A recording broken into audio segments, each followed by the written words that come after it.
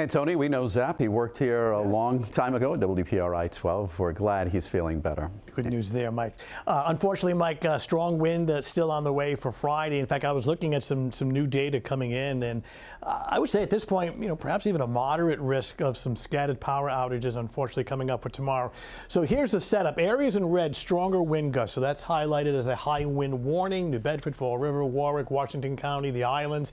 Gusts in here, 55 to 60 miles per hour. Further inland, it's still very windy, but perhaps not as strong, but significant though, 45 to 55 mile per hour gusts. Maybe some damage to some tree limbs and power lines. You're going to want to secure your holiday decorations, any packages that are being delivered on the front stairs and the porch.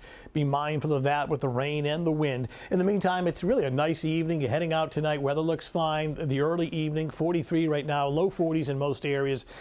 Anticipate some showers after midnight, but the rain and the wind really ramping up as we get through tomorrow morning and tomorrow afternoon. So clouds increasing to our west, and our system for Friday is an area of low pressure with a strong cold front, and this will be approaching on Friday. Now, out ahead of the front, it's spring-like with temperatures in the 50s and 60s. That milder air headed our way actually tonight through the first half of Friday. And on the back side of the storm system, much colder air will be driving in Friday evening and Friday night, and the temperature will really start to drop. So a big kind of a roller coaster ride with the temperatures tomorrow, and then in between all that, the rain and the wind. So we'll switch it over into the future, take you through the evening, initially clear, then clouding up.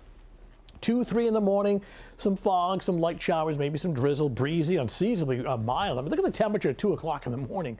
It's in the upper 50s. Here comes rain and wind. This is Friday morning at 8 a.m. With each passing hour during the morning, the magnitude of both rain and wind ramping up.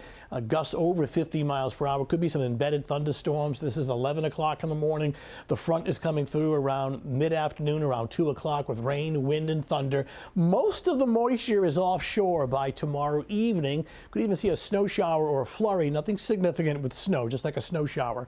And turning a lot colder. You see temperatures dropping through the 30s, clearing colder Friday night, and it sets up for sunshine, blustery, a much cooler day on Saturday, but at least it's dry, and Sunday too. So good news with the weekend. Both Saturday and Sunday are dry, but a windswept rain. I would say the heaviest of the rain and wind is from roughly mid-morning through about mid-afternoon. As we get towards the late afternoon, the precipitation will be diminishing, but the wind remains very strong. Look at this temperature drop. 1 p.m., 60 degrees, 5 o'clock in the evening, 43, and by 7 o'clock tomorrow evening, it's dropping into the 30s. So out ahead of the storm, upper 50s to around 60, and again, picking up about an inch and a half of rain. Our 7-day forecast, the good news in all of this is that we have a dry weekend, both Saturday and Sunday, breezy, blustery both days, colder on Saturday, a bit milder on Sunday, Monday looking good, snow showers on Tuesday, early call, dry weather Christmas Eve and Christmas Day.